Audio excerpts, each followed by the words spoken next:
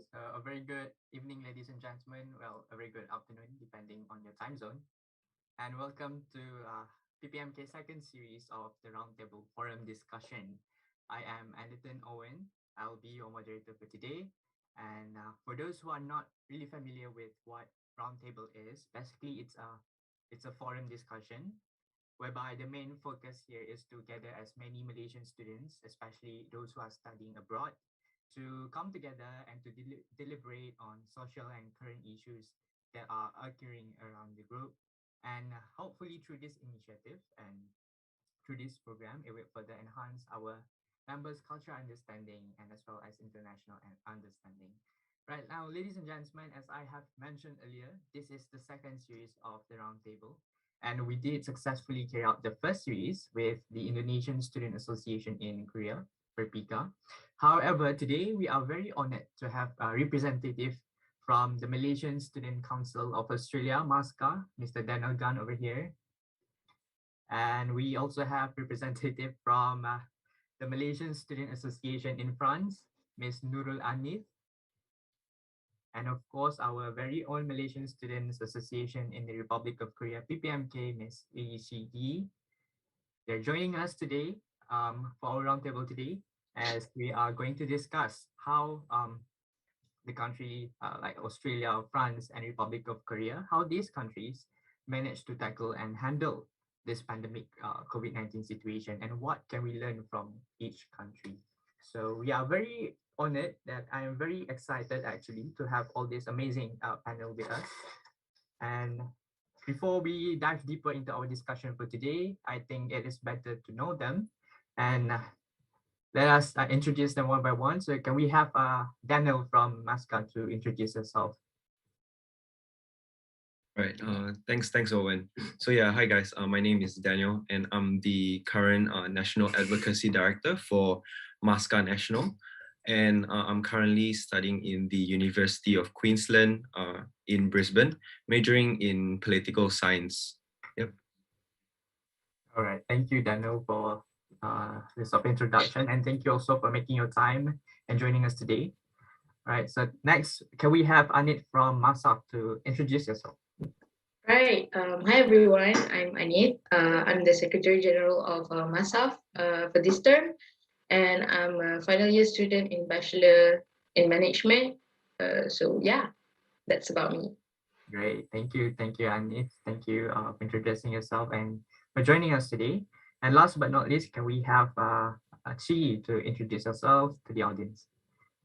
Okay, hi everyone. So my name is Chi and I am a computer science and engineering student currently in my second year in Seoul National University, South Korea. So I am the part of the Communication and Special Task Bureau for Malaysian Students Association in the Republic of Korea, or PPMK in short. And I'm delighted to be here today. And also a big welcome to Ani from MASAF and Daniel from MASCA too. Yay, great to have you all here. Thank you, Chi. Thank you, Chi, for the introduction. And I actually feel very excited because we have Malaysian students here around the group from Europe, we have from the Oceania and the East Asia, and each of them also is measuring different field of studies. So we can't wait to see what they have to offer to the table. And I just cannot wait what their view on these issues. Right now, ladies and gentlemen, as we all know that the first COVID case was recorded on the 1st January 2020 in Wuhan, China. And according to the World Health Organization, WHO, the first recorded case outside of China was in Thailand on the 13 January 2020. So up until today, it is recorded that there are over more than 206 million cases worldwide and almost 4 million of lives lost due to this virus. All right, so my first question to our panel is, how is it the COVID situation and the vaccination progress in your country? All right, can we have Daniel from MASCA to share your thoughts on this? All right, thanks, Owen. Yeah, so it's pretty interesting in terms of Australia as a country. So how we record our COVID cases daily is we don't really see our COVID case number as a whole, as a country, as Australia, but instead we recorded it as states, because even a state itself in Australia is a pretty huge area. So Australia has been doing fairly well in the early stages of COVID. Besides Victoria, where Melbourne is, they had a pretty bad outbreak, which resulted in one of the longest lockdowns actually in the entire world for maybe more than 3 to 4 months. But then they slowly recovered. But recently, due to the Delta outbreak, now currently New South Wales is back in a really bad lockdown. And New South Wales is where Sydney is. So for example, like today, I just got the numbers. Today, New South Wales has broken a record again, where they have 466 cases locally transmitted, whereas it's pretty good everywhere else in Australia, where Victoria is recording 21 cases, and Queensland, which is where I'm from, is only recording at 6 cases per day, and everywhere else in Australia has 0 cases. So Australia is still doing pretty well. But then the vaccination rollout is slightly slower than the other countries, and the slowest out of all the developed nations. So Australia currently only has 20% of the population that is fully vaccinated, and 38% of the population having their first dose, which includes myself. I got my vaccination yesterday, which I'm pretty happy about it. But it is actually lower than what we have in Malaysia. Malaysia has, from the numbers I see, has 31% of fully vaccinated people, and 52% has their first dose in Malaysia. So you can see Australia is slightly lacking a bit. But Australia focuses on their rollout progress by age group. So currently, each age group is disproportionately vaccinated from group to group. So like, for example, Australia focuses on the older age group first. So actually 82% of people who are above the age of 70 actually has already had their vaccination, and 51% is fully vaccinated for the people who are older than 70 years old. But then the people above 16 years old, it's only 47% that is vaccinated. So that's actually pretty low. So in my opinion, the vaccination rate is so slow because there is a low supply of vaccines in Australia, because we only accept the Pfizer vaccine, and there is a general hesitancy of the AstraZeneca vaccine in Australia. But then recently, the Prime Minister has approved the Moderna vaccine. So hopefully with that approval, we can see a higher vaccination rate in Australia. Yeah. Right. Thank you, Daniel, for a really clear and precise all the detail about the vaccination and the cases in Australia. We want to know about France. How is it in France, Andy? Is it everything fine, or how is it going on? Right. It's interesting to like hear how Australia's doing, and in France, I would say I don't know how to like tell whether it's bad or good, but like the daily cases as of right now, I just got data for yesterday's cases. It was approximately 26,000 new cases per day, and regarding I mean, it goes back to the culture. I think people don't. I'm not sure about other countries, but people here are not really concerned over how many cases they have in one day, and I feel like it contributes to the whole situation here. Like they have this mindset that it's okay if you have COVID. It's not something bad, because like back in Malaysia, I see people like, if you have COVID, it's really serious. You might be dead. You might all those things, all those negative things. So like here it's very chill, and even the vaccination process has been going on quite good. Like me myself, I have been vaccinated like last month, and even my friends, most of my friends, we have all been vaccinated. So the fact that students, like foreign students, also got like vaccination would, I mean, for me, it would show that the process is quite good. And I really like the fact that here in France, you can just call the center and say, hey, I want to get vaccinated. And then they will set you up with a vaccination session for the next day. And then you will get it like just like that. And it's pretty much simple. And I feel like a bonus point here is that people can actually choose what they want to get vaccinated with. If you want Moderna, you can like find doctors that have them, and then you can like, hey, do you still have like empty slots? I would like to come and get this, and this vaccine. So I feel like that is a privilege that not many country has, right? So yeah, I would say it's quite good. And I just checked just now, the vaccination, like people who are fully vaccinated, is more than 50% here in France. So I guess that is quite good. And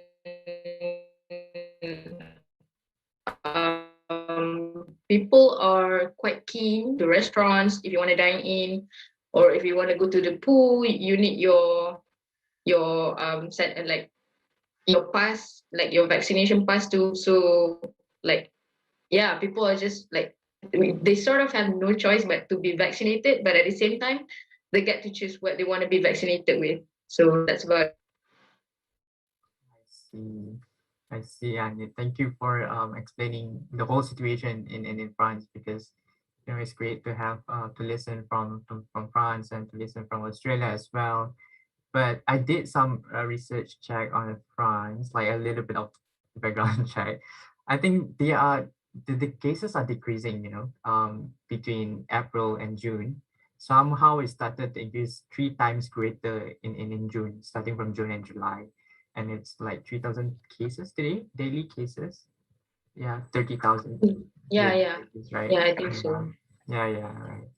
I Thank you. guess it was because of that like don't care attitude, because Mhm. I remember before, even if we want to go out, we had to like have this sort of form that we need to fill in, like saying that, oh, I'm going here to do my groceries, I'm going here to just do some exercise, like within 10-kilometer radius of my house, for example. And like right now it's very lax, and I think that because of that don't care attitude also, it's causing the cases to go out. Like, but before we had this, the government lifted the ban where the people needs to wear the mask, right? Mhm. But now they set it back because the cases have been going up. Ah, So yeah. well, yeah. Meanwhile, in Korea, it has a really quite nice record in 2020, whereby the daily cases is only below 100 from April 2020 until November 2020, but spike up to 1,000 cases starting from December and then January, and then up until today, we have like almost 2,000 daily cases. Right? Perhaps Shivi can tell us more about this and the vaccination progress as well. Yes, like I said as open, unfortunately, South Korea now is experiencing a spike in the daily COVID-19 cases. Like as for yesterday, we have a total of 1,930 cases, local new cases here, which maybe if you compare to Malaysia COVID case right now, it may seem like nothing, but it is really considered as like a new high after the third COVID-19 wave, which just happened at December 2020, because the new cases only peak at around like 1,200 new cases. So it's considered quite a crucial and a severe situation right now in Korea. And plus, there are also recorded case of the Delta Plus COVID-19 variant. I just saw it on news. So this also raised a lot of concerns among Koreans due to because its contagiousness and lethality, which is really serious. However, the good news is South Korea has finally shifted its gear, speeding up in the vaccination plan. Okay, so up until now, around like 40% of the population of South Korea has already received their first dose, and out of 15% of them has already completed the second dose. So among this 40%, the majority of them are actually from the elderly, because South Korea has prioritized the vaccinations for the elderly. And recently, South Korea has just opened its vaccination registration to those aged 18 to 49 and is scheduled to roll out their shots starting from 17th of August, mid of August. And luckily for foreigners like me and also Owen, which we are holding a long-term visa in South Korea, we are also given the same treatment as Koreans to receive their vaccine, to receive our vaccination shots. And talking about the type of vaccines, the most used vaccine here is Pfizer, Moderna, and also AstraZeneca. And AstraZeneca is mostly given to like elder citizens, while people aged 18 to 49 are scheduled to receive either Pfizer or Moderna. But the authorities had emphasized that we don't have the right to choose what vaccine we're gonna get. So it's like randomly assigned. Yeah, I believe this kind of summarizes up the current COVID situation here in Korea and also the vaccination progress. Yeah, Kiwi, thank you. It's really clear as what Kiwi said.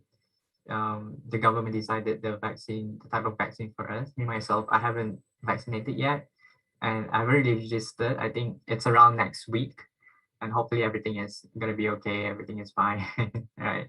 And yeah, I believe that the government of all nations and like working really hard to come up with the solutions and policies to fight the spread of the virus. And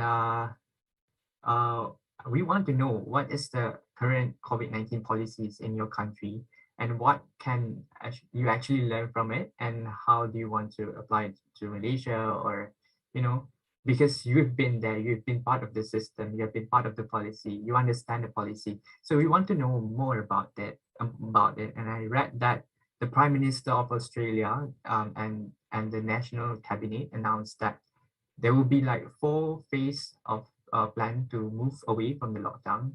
And yeah, maybe Daniel can add more about this and tell us more about this.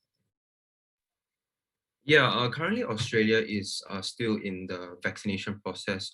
We really have to achieve herd immunity before we can advance in the 4-step process where the Prime Minister has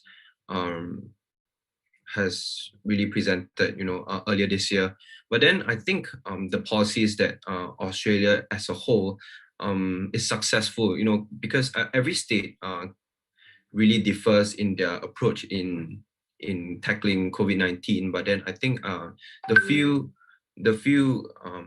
how to say, the few similarities I can say in policies that Australia actually has like a very fast and effective snap lockdowns with very strict state and local government area border controls. So what am I saying is that, for example, like if there is if there is no COVID cases for a while and then suddenly there's a jump in community cases where maybe there's a leak in a hotel quarantine, for example, because Australia is actually very used to being so-called COVID-free, but then sometimes there will be a leak in our hotel quarantines or actually in hospitals and stuff like that.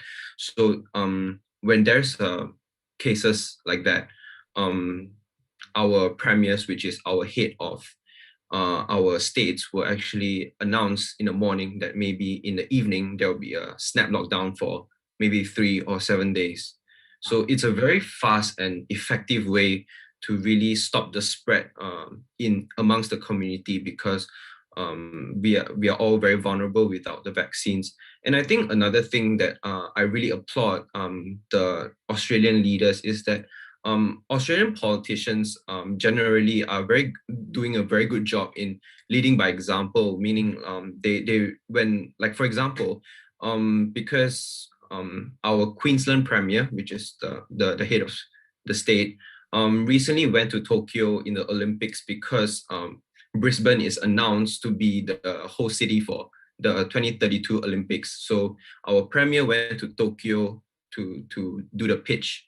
But then when she came back to Australia, she went through the hotel quarantine like any other Australians would do when they re-enter the country. So I think that's a very good thing to show the public that, even the most powerful people in the country follows the rules as well. And I think that's a very important thing in order to really garner the support of the public and gain public confidence, But I think one thing that we can learn from Malaysia is that I'm very, very encouraged by the people's initiative of average Malaysians, like for example, the white flag movement. I'm very, very inspired by it because I don't see that much amongst average Australians where they rely a lot on their governments, whereas the people here may be a bit complacent in their advocacy and their own initiatives. So that's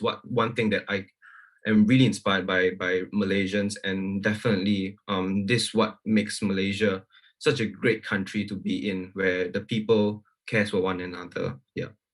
Exactly, I have to agree. That's Malaysia. We love to help each other. And as what you have said, mentioned just now, Australian politicians, they lead by example. And yeah, nobody is above the law. Everyone is the same, no exception. And that's something that, not only just the politician have to learn from. I guess we as students also, the student leaders, right? So yeah, thank you, Dana, once again. Right. Meanwhile, in France, as Amit mentioned earlier, they decided to end the obligation to wear masks outside and would bring forward the lifting of nighttime curfew. And maybe you can tell us more about the policy now in France. Are there any changes in COVID cases after they end the obligation to wear the mask and also the live in the nighttime curfew, perhaps? Yeah, well, before, I mean, back in, back in like February, March, and April, I think, we had this curfew where after 9 o'clock, we're not supposed to be, I think it was 9 o'clock, we're not supposed to be out of our houses, whether you want to get groceries, whether you want to go like do exercises, you need to be back home by that time. And I had an experience where I was stopped by the police. Like they were asking me, "Where are you going?" Because I just went back from from playing volleyball with other Malaysian students. Because we couldn't just stay home. It was us socializing and stuff. And then I was walking home, and my home was quite far from the volleyball place. And then there was police like doing sort of like a roadblock, but I don't know if they have those kind of things here in France. But they were asking where I was from, and they wanted me to show the certificate thing with the which states where I'm coming from and stuff like that.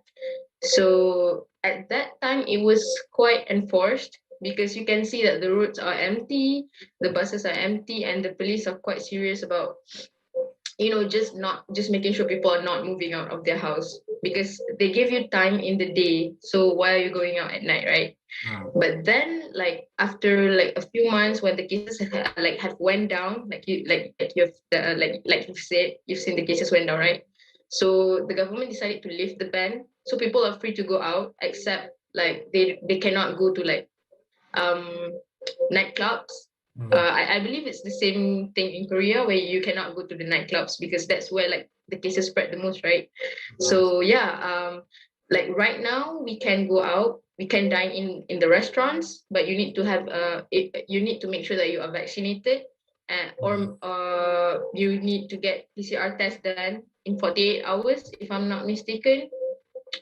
And like yesterday or last 2 days, I believe I went to the like this sort of beach to like play sports and stuff. So I need to show this vaccination card stating that I've got vaccinated. So when I went in, it was like I got this feeling that everything was back to normal because no one was wearing masks in there. Because yeah, it's just so basically they have this new regulation where if you are vaccinated and you get in a place where everyone is vaccinated, so you don't have to wear any mask because apparently everyone is immune, right? And so yeah, I feel like it's something that I appreciate the most, and because at least you get a glimpse of the old life that you had, right? So and then we also have this regulation where you can also, wait one moment. Yeah, before you need to have like you have this cap of people joining one event. For example, if you want to do like parties or anything, you can only have like 6 people in the same place. Like if you're in like an open air place, you cannot like do a gathering with more than 6 people. If you have, let's say, maybe 12 people, you need to like 6 people here and 6 people there. But now it's practically non-existent. And even though like recently there has been a spike in cases and the government has imposed the ban or that you need to wear masks in public places, I feel like it's not really enforced and the police are not really like too strict on it. Like I've seen people who didn't went by the police and the police were like, oh, okay, people are not wearing masks. They didn't really do anything. So I feel like it could be contributing to the fact that the cases are spiking again. So yeah, that's about it. I see. I think there is a similarity between France and in Korea because like you have limited like how many people can gather in one place, right? And yeah, right now in Korea we have like 4 levels of social distancing, and right now we are at the 4th level of social distancing and having curfew at 10 p.m. and most of the shops are closed by that time. And yeah, maybe Chewy can explain to us more about it. Yeah, sure. Extending to what Open had just said. So in South Korea right now, we have different levels of rules based on the current situation and severity of COVID-19 cases. So these rules are named the social distancing rules, a very direct name. And there are 4 main levels in these rules, with which level 1 is like the least severe situation, and level 4, which we are having it right now, is the most like severe one. And the measures implemented includes restriction like private gatherings and events, protests, and also like sporting events, classes, religious activities, and the use of like entertainment facilities like what Anif mentioned now, the nightclubs and pubs and bars. And under all this restriction, the maximum number of people allowed to like gather for different events are also controlled. Like for example, a very quick example is like in Seoul, because we are in the midst of 4th COVID wave right now. So the level 4 restriction is applied. This means that if you want to go for private gatherings, it is only allowed up to a maximum of 4 people.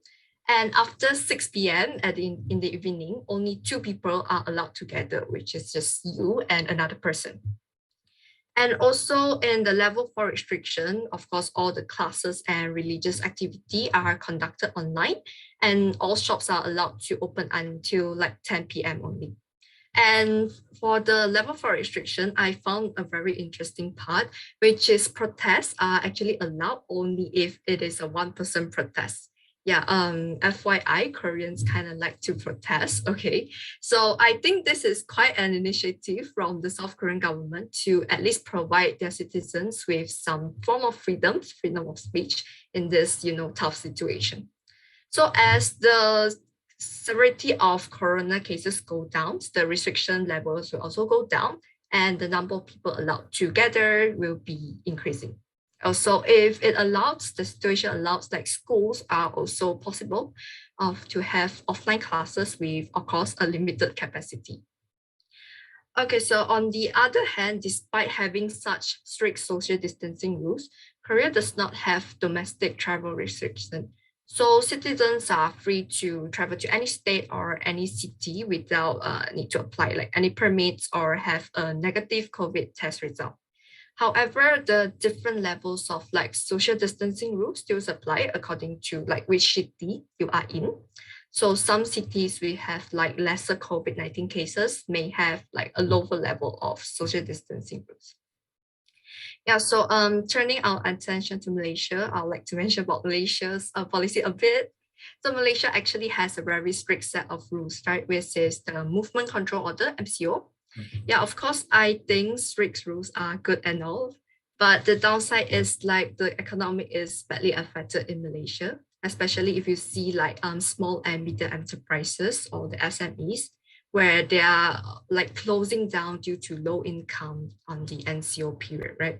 So what makes South Korea kind of successful in controlling the COVID situation at the start and at the same time maintain its economy is that instead of like restricting people from going out of their house entirely, they actually just restrict the amount of people that can gather together.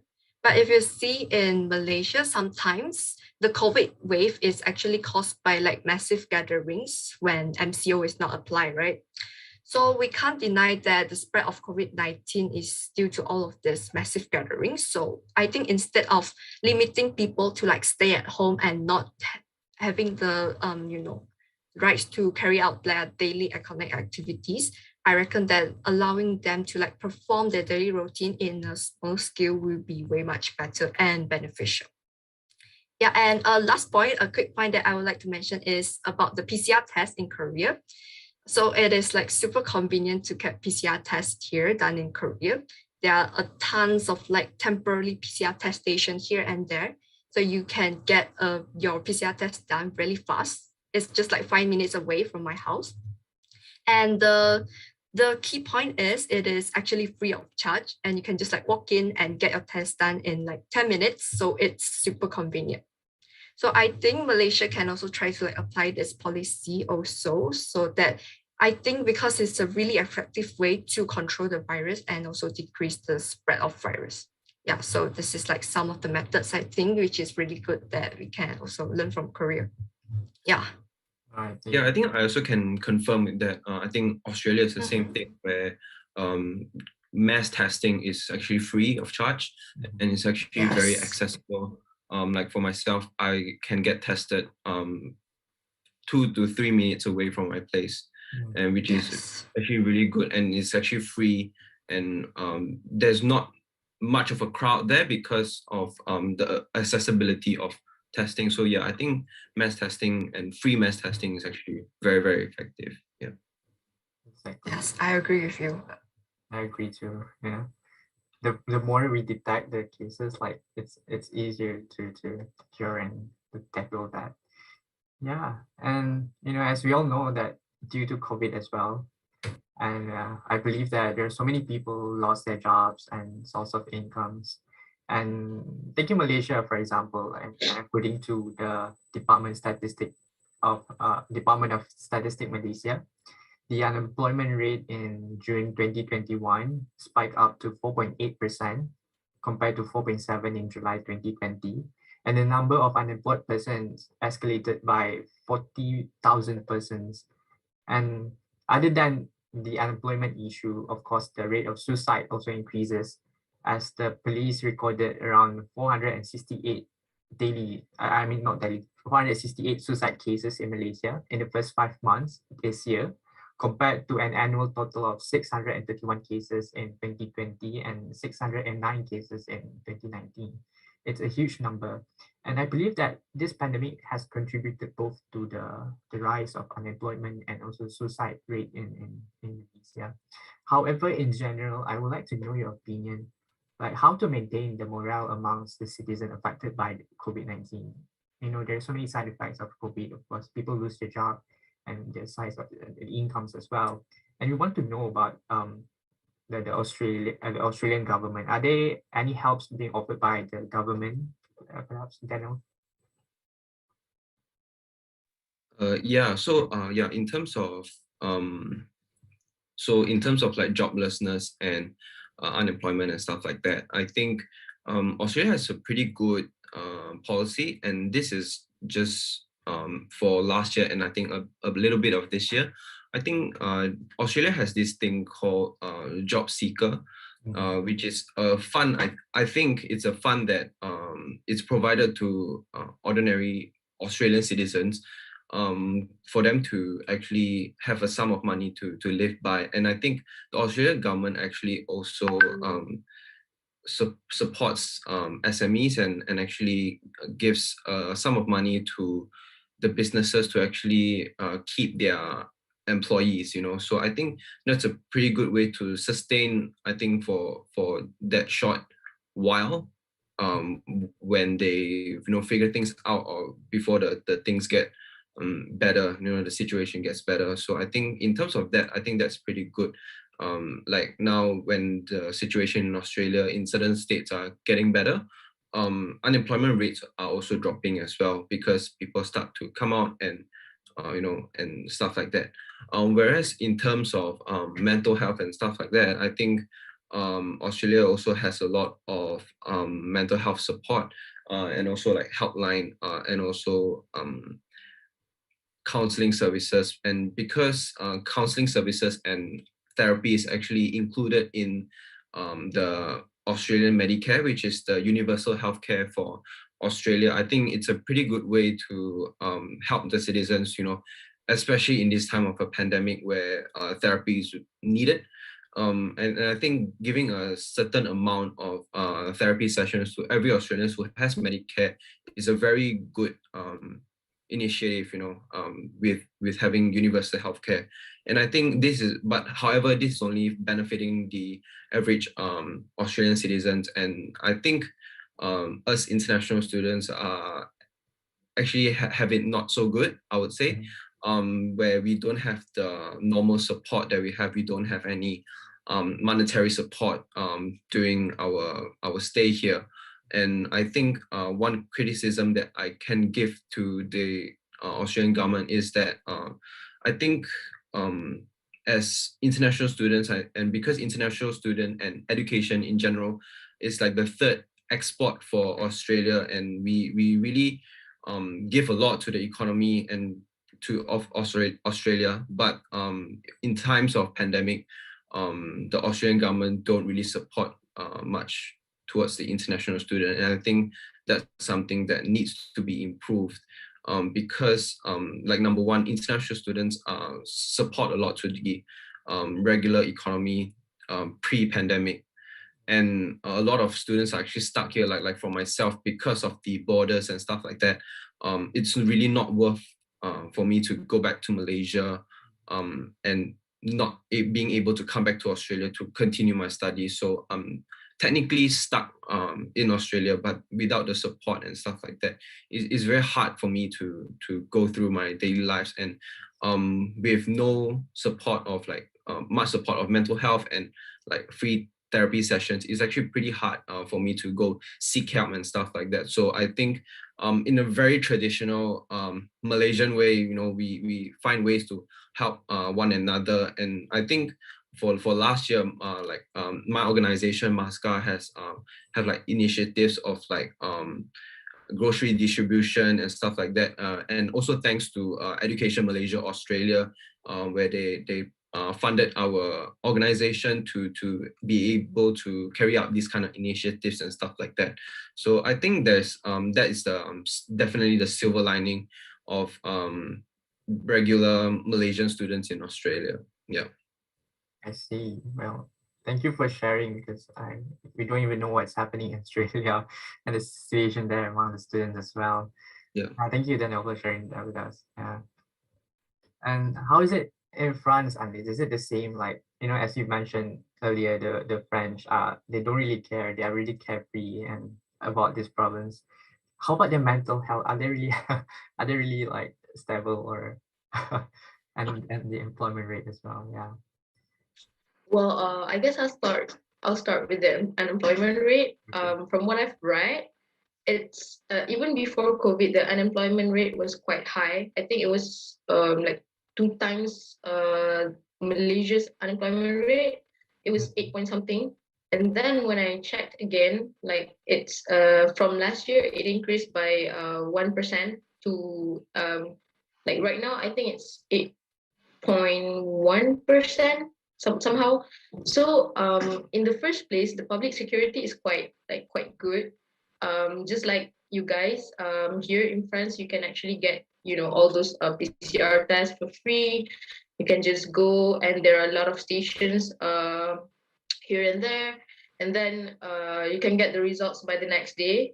And yeah, regarding the mental health, right, I'm not quite sure, but I feel like there has been much help from the government. Like I'm not going to say it's much help. I feel like it's a thing that has existed in the beginning, but right now maybe more people are using it. So in the first place, the government has put like quite a lot of effort in public health and social security, because we have that thing like the one in Australia where we call it, I think we call it like the social security, where everyone in France has the right to it, no matter, even if you're a foreign student, even if you're a foreign worker, and of course for the people of France, right? So if you need like some help, you can just contact any, because here in France you need to like sort of register with a doctor to be like his patient. If you have like any problems, just go to him, sort of a thing like that. So if you want like a consultation or a therapy, you can just contact him, and then maybe he can refer you to like another doctor. So the process is quite easy, because like it's a regular doctor, so the doctor knows you and he sort of knows your problems and stuff. And they have implemented a measure where you can like have an online therapy session, so you can just video call, right? So you don't have to like travel far just to get to the doctor and those kind of stuff. So I feel like it's quite good, but I'm not quite sure about, because I'm not in a situation where I live with the French themselves, so I don't know if there are times where they have this suicide rate going on, like high or low. But before, for example, I see here in France they have this not tradition, but this thing going on where they have like people who have no homes.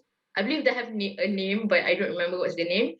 And these people would bring dogs with them and stuff, so they would usually sleep near the metro, or maybe just in the day they would sit along the road, like just hanging out with their fellow friends who don't have homes too. So it's quite a sight to see.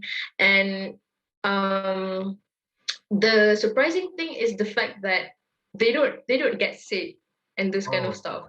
So these kind of people, they do receive like stimulus from the government from month to month.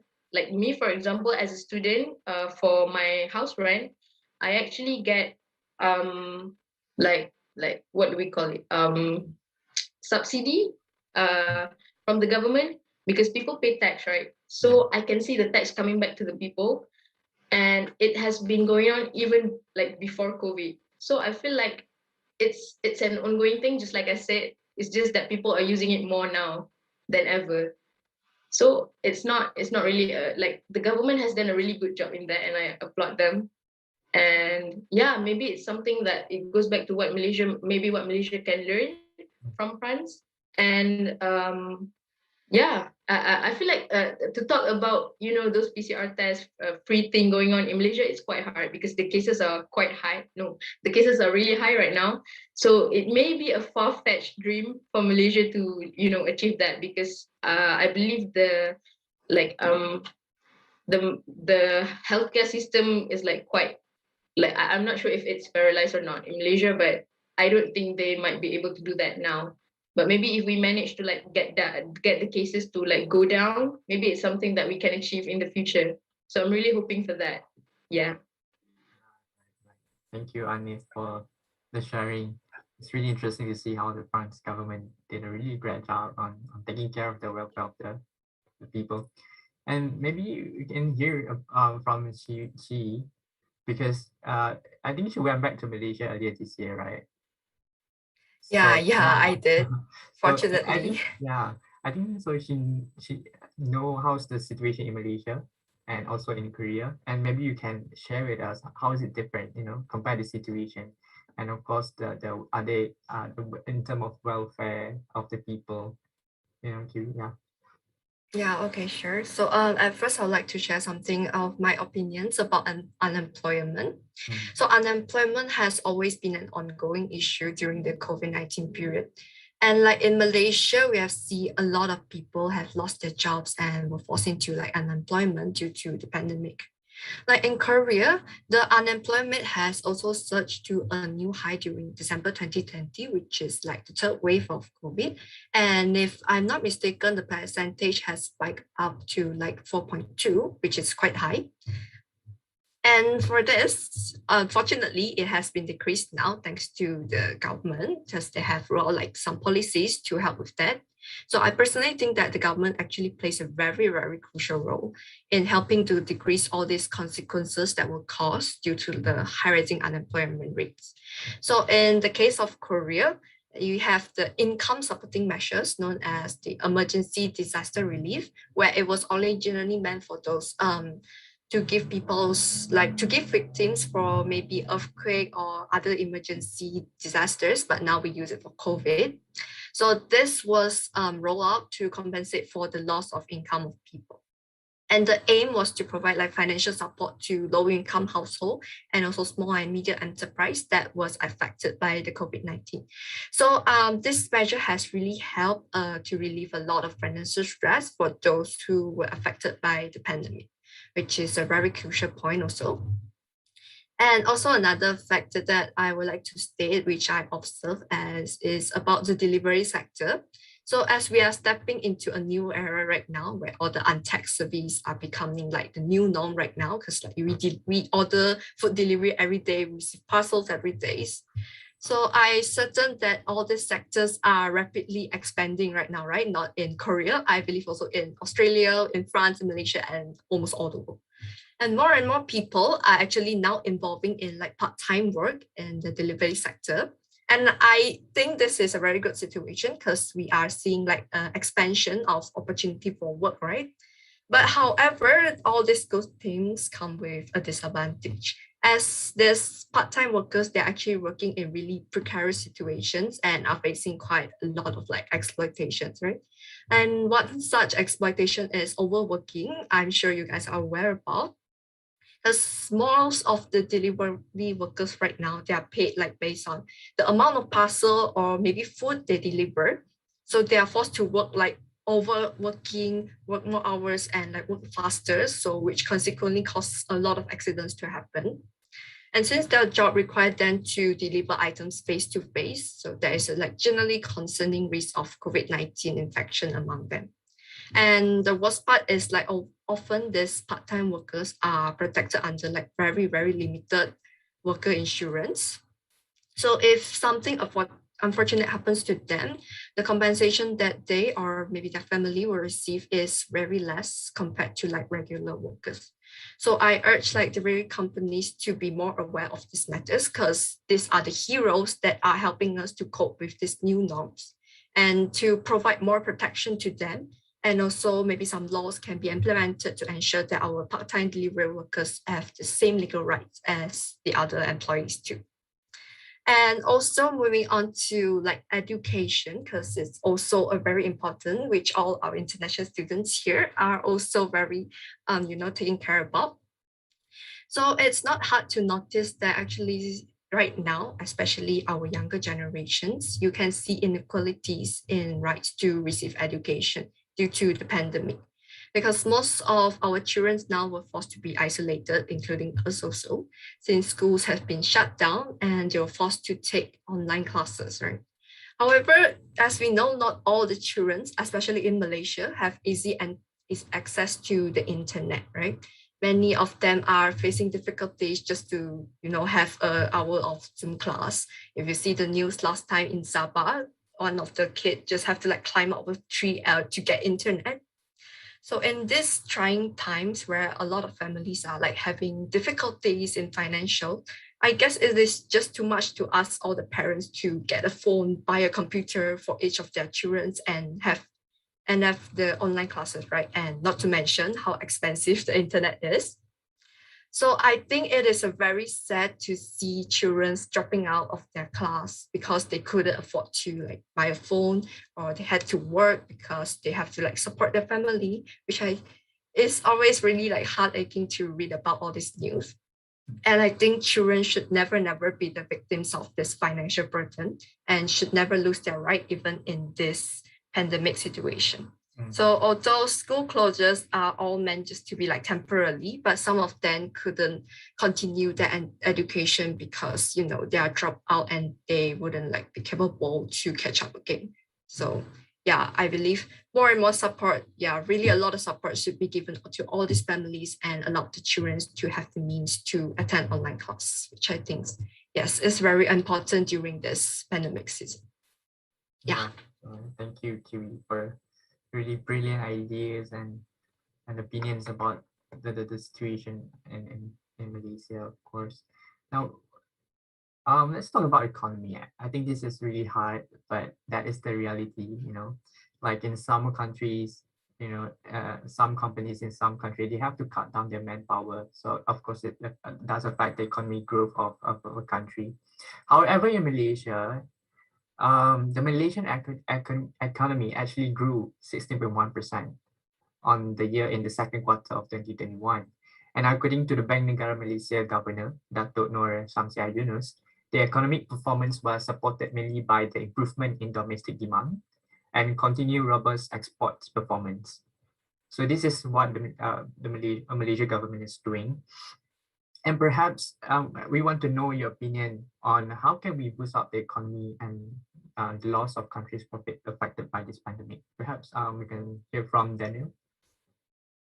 Yeah, thanks, Owen. Yeah, and I think that what you have provided, the data you have provided is actually pretty interesting. Actually, to know that the economy actually improved. During the times of pandemic in Malaysia, especially with the never-ending lockdowns and stuff like that. I think it's actually like a miracle. But then I do feel that we are not that there is like a blind side to it where all this improved wealth, and economy is actually centered in a very few people or very few businesses, where I still feel that the average Malaysians are still suffering greatly from this pandemic, especially like the average Malaysian. So I think one thing that governments around the world can do is actually economic fiscal policies where governments actually pump in money to the economy, to stimulate the economy during times like this, and I think like I mentioned in the last question just now, where the Australian government actually pumped a lot of money into the economy during the state lockdowns and stuff like that, and so like the welfare branch of Australia is called Centrelink, and Centrelink has actually provided a lot of businesses with funds in order to keep their employees, and and also job seeker funds where unemployed citizens of Australia can actually have a sum of money, and these sum of money are actually pretty substantial. They are not just mere $100 or $200. They are actually in the thousands, in fortnightly payments, and these are amounts that you can actually support yourself or even a family, and to live a decent life.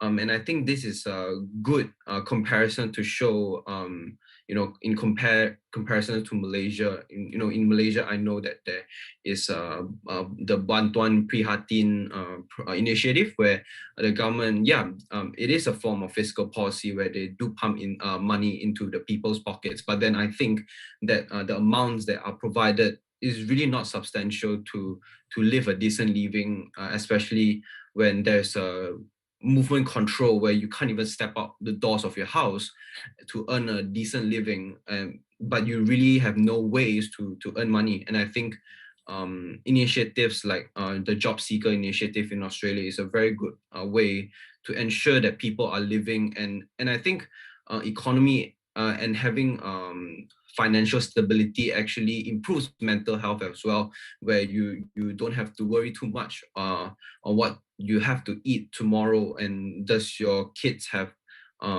enough sustenance to live through, and I think this generally improves mental health as well as the economy, which is the obvious thing. And like disaster payments and stuff like that. And although there isn't a long-term support for international students in Australia, however, I think recently, because of Australia, especially in the major cities like Melbourne, Sydney, and Brisbane, where we have been experiencing too many snap lockdowns. Because, like I've mentioned before, once we have a little bit of cases, the government just shuts down the whole city. So I think the government has heard, and I think they have extended their support even to international students like me. And I'm very grateful for that. That's a good job to the government here. When, like for example, 2 weeks ago, when Southeast Queensland is in lockdown for 7 days, and has been declared as a national hotspot, I have lost some hours in my casual job, and the government actually repays me a salary, and I got around $400, which is around 1,200 ringgit, and that's a really, really substantial amount of money for me to pay my rent and to support myself, and I think that's a very good way to support the economy and keep stimulating the economy so that it doesn't go too bad. And I think my last point is also loan and rental moratorium, where I think this is a very, very, very important issue to bring up, where because like I said, when there's a lack of money, a lot of things will be affected, like including mental health and stuff like that. So I think when there is a legal obligation to not pay your loans and your rentals, but a stop to it, I think it will really help give a little bit of breathing room to the ordinary citizen. So I think when there is things like lockdowns and stuff like that, I think governments should continue the loan and rental moratorium so that there is more breathing room and more liquid assets for the citizens to get by. Yeah. I see. All right, thank you, Daniel. I agree with you.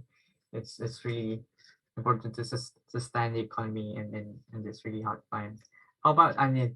What do you think? How can we boost up the economy and the lost country's profit affected by this pandemic? Yeah, I mean, I was kind of surprised when you said that our economy boosted because, well, living I myself, I'm a student, so we as students we compare those in the middle income range and the lower income range and those kind of stuff, right? So right now I'm doing an internship in the company, in a Malaysian company. So I'm in charge of recruitment. So I can agree with you that we are in fact hiring more and more people because we have this work from home thing going on, right? Right. So it helps with hiring the people and just to sort of improve the, how do we say it? Not unemployment rate, but more people are being hired. So I guess it does help in their morale and mental health and those kind of stuff. But I have to agree with Daniel that maybe we have to, in a sense that maybe we have to change, not change, maybe make an improvement to the policies. Like when he mentioned the loan and moratorium things, I do agree with that. It helped a lot, but I believe I've read a few a few things that might be the downside of those kind of things, because even if you don't pay the loans, I believe it has something like the tax. I think the taxes are still going on, something like that. So it could actually be a burden to the people.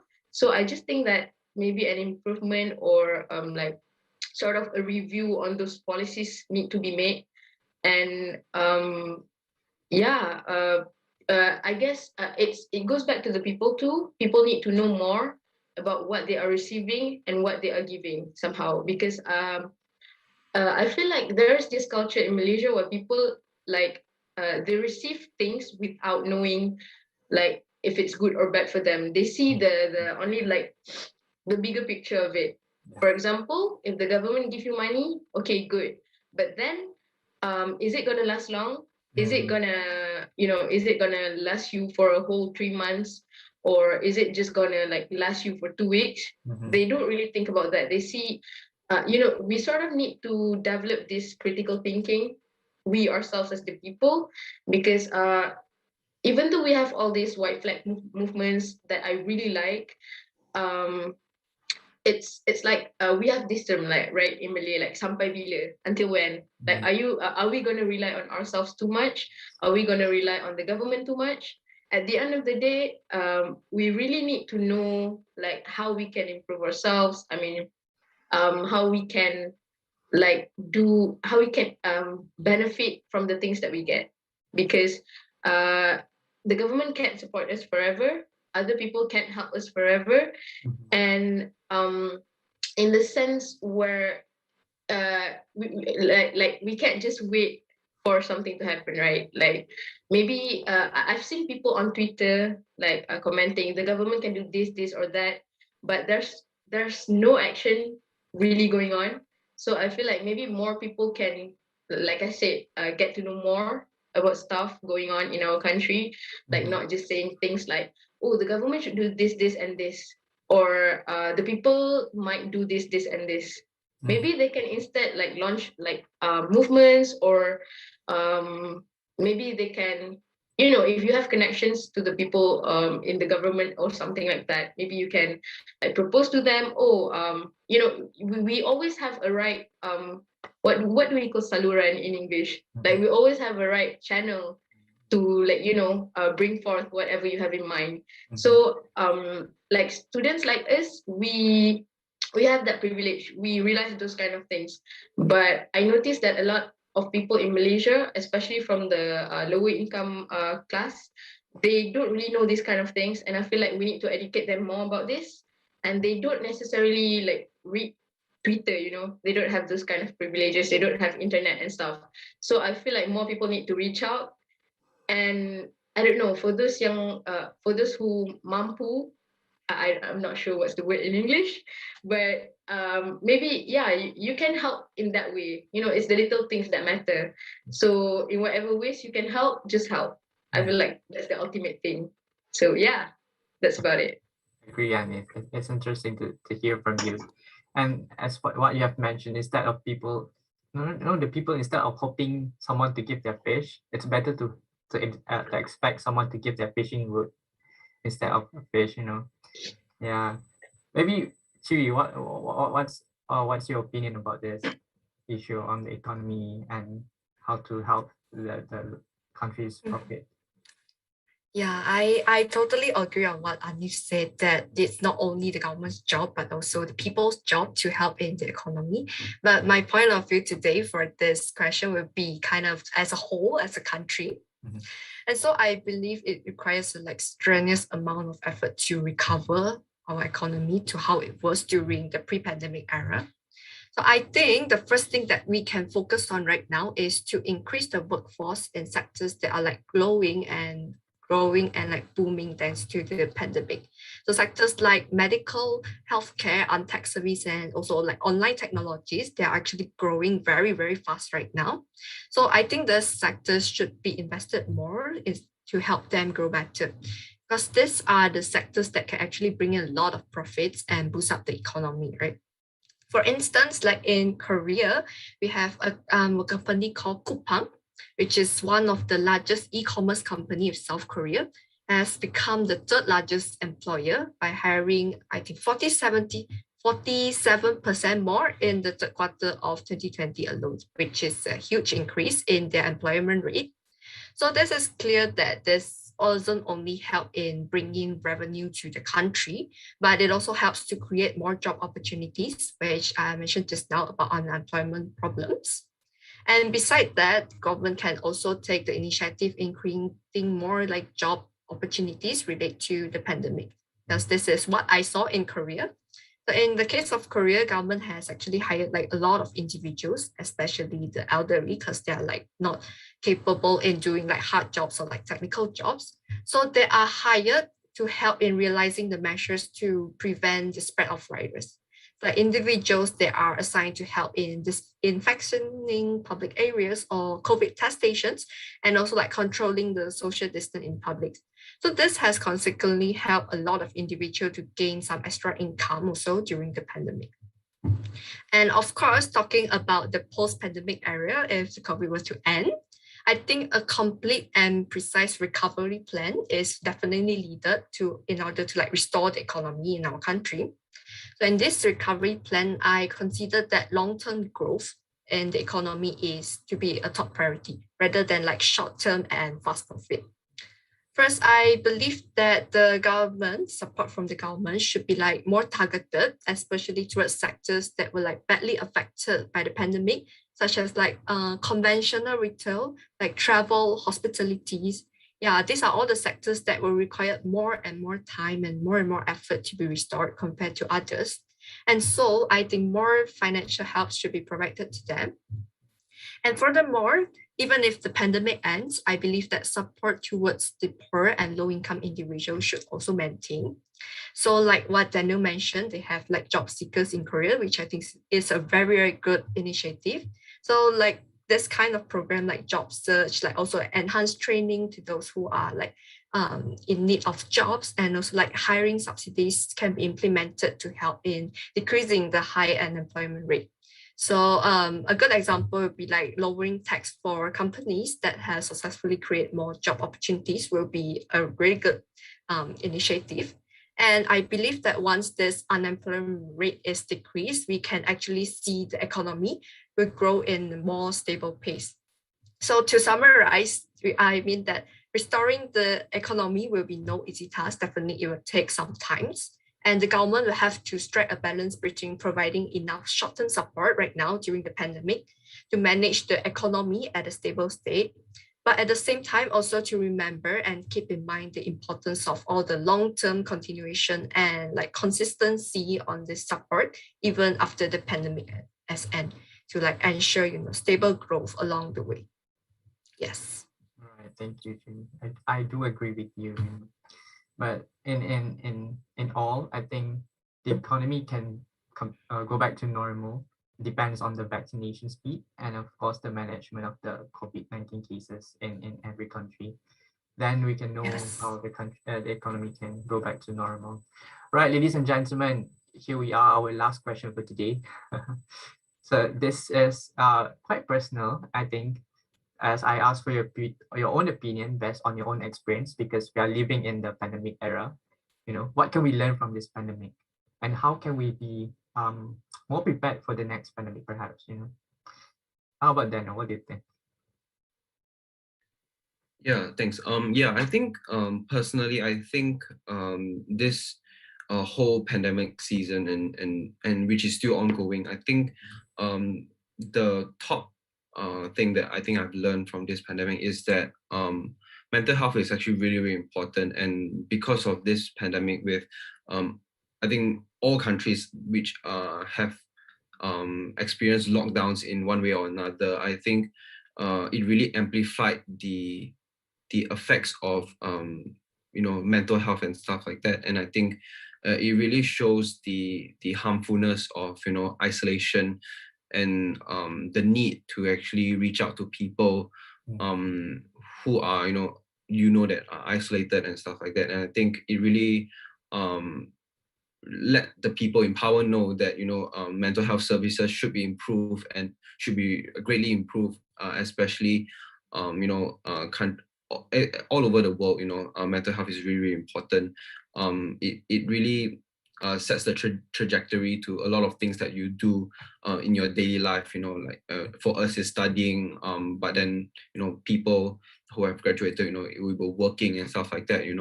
Mental health is the root to our well-being and our health as well. And I know a lot of people said that it should be considered as a health issue, not just our physical health, but it also our mental health, and it comes hand in hand together, and is really amplified in this pandemic. And I think the second thing that we can really learn from is, and I think it is happening in Malaysia, that people are more and more aware of politics. I think it's something that we really can't avoid. I think pre-pandemic, people are really scared of politics. The word politics is really sensitive, but I think as we go through this pandemic season, seeing the state of Malaysia, I think more and more young people especially are being more aware of what the government is doing, and they are looking elsewhere outside Malaysia to know what other people are doing, what other governments are doing. And I think they are the young people like us are learning elsewhere, you know, and they're making comparisons, they're asking more questions, you know, they are really raising up their voices, you know. And then I think that's a very encouraging side, especially as a political science major. I feel that that's something Malaysia really needed, and I think that's the silver lining of this pandemic for Malaysia. And I think I think I saw in Instagram a few days ago, I saw that there's a huge spike in youth awareness, and the youth think tank pages that have sprung up during the pandemic has really multiplied by a lot. This really means that there's a huge hunger for political literacy in Malaysia, and I can really see that it's not just people who are left-leaning or whatsoever that are more aware, but I can see there is a bipartisan approach to this hunger for political literacy. I can see, you know, people from each side of the bench raising their voices and actually having similar ideas, and this really shows that we have more in similarity than we are different, you know. So I really think that this pandemic really shows that we really have to put the people's interests first, than, you know, than politics and power and stuff like that. So I think that's what I really learned from this pandemic. Yeah. Exactly. Thank you, Daniel. You know, we have to put people first in this pandemic, and yeah, I do agree with you. But perhaps from Anit, what do you think? What have you learned from this pandemic? Yeah, first of all, I would like to say that I really agree with whatever Daniel has said. They were all like, they went straight through my heart, actually. Yeah, because they're all true, and I relate to it like very, very much. And for me personally, I feel like the first thing that comes to mind whenever you say about something like what I learned from this pandemic is definitely that life is actually hard with the pandemic. Like just like you said, like mental health wise, like maybe sometimes it could affect you physically too, you know. You don't go out from your house, you just eat, and maybe you don't exercise, so it really affects your health, like not in the definitely not in a good way. And for me, I find it hard to because I believe we all have our classes online, right? So like for me personally, I find it really, really hard to focus. And at one point I really thought, like, can I make it? Like, is it possible for me to graduate? Or even if I graduate, will it be like, you know yourself. So at that point I thought to myself, well, am I gonna graduate with the good knowledge? Because you, like, for me personally, I have this thought, oh, even if I don't get it in class, I can learn it by myself. But that's not gonna work. I know it's not gonna work for me. So at the end of the day, I had to like develop a discipline, like that like for studying, whether you like it or not, you need to like stay in front of the laptop. And I feel like I've developed my own initiatives to like just improve myself, my discipline, so that I mean, apparently there's a silver lining behind the pandemic after all, right? But to say that, like, since your question is about maybe in the next pandemic what we can do, I haven't thought of that, because in the first place I wasn't positive about this pandemic ending. That's me personally, because it might end, but it might take 2 or 3 more years before it's really under control. Because the with the Delta variant and those kind of stuff, it's really evolving. And it's like, I once thought to myself, is this ever gonna end? So I am at that point of life right now. So I'm just trying to keep positive, and I just feel like I'm very grateful to have my friends with me, and I don't know how someone could survive without other people around them. So isolation really takes a toll on people. And yeah, just like Daniel said, we really need, like, like this awareness of mental health and those kind of stuff. And people just need to like connect to one another. like no matter what, like just reach out to your family, to your friends, or even if you have no one, maybe your lecturers. I mean, some people, like maybe some people think that, oh, no one wants to help me, but just put a trust in yourself and believe that no matter what, there is someone out there for you who is ready to help you. And yeah, I guess that's about it. Yeah, I would say that. Yeah. Thank you, Anif, for the insights and the ideas of your opinion on this pandemic. And last but not least, can we please hear from Chi? What's your opinion on this?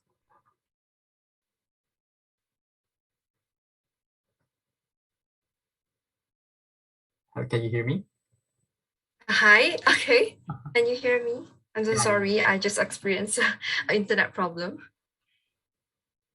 Okay, so I'm just gonna share a thought of two of about what I've learned through the pandemic. So like what Anif and Daniel mentioned, the most like common thing that we have learned about is all about the importance of our mental health and our self-being. So for me, I have learned to be more grateful for the things that are around us, like the things that we thought to be like so normal and like so natural, and the things that we never really gave much attention to. As I came across a lot of people sharing posts on like Facebook or Instagram, sharing about the thoughts of like losing their family members due to the COVID-19, and reading about the pain that they felt and how regretful they were. That always like shed me, brought me to tears. And through that, I started to like rethink the value of like home, just what it meant to me. And I started to be like super appreciative for my family members too. And moreover, I believe like now, because returning home from overseas was once a really easy matter, right? Because you just like hop on a flight and then a few hours back, you're in Malaysia. But now due to the pandemic, it has become like mission impossible, which I believe Daniel and Anif and also all the students which are abroad will also probably feel the same as me. So from this, I personally, I have learned to be like more grateful and appreciate my life a little bit more.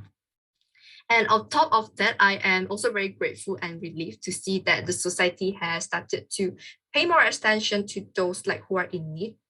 Like the younger generation, if you see, they are quite noticeably becoming more aware of current social issues and also like politics, which Daniel mentioned. So you can see more people are like sharing news and posts related to the pandemic and also social issue that was like caused due to the pandemic, like domestic violence, poverty, discriminations. Yeah. So also like programs such as like food banks and donations have become more common and are being actively participated by more people. So we as a society have started to be more aware about all the people around us and the things that are happening around us, which is a very good example, is also mentioned a few times by our panels, which is the white flag movement. So before this movement, poverty issue in Malaysia actually went like a bit unheeded. But after this movement was initiated, people start to like, recognize about this truth and started to lend help to the needy.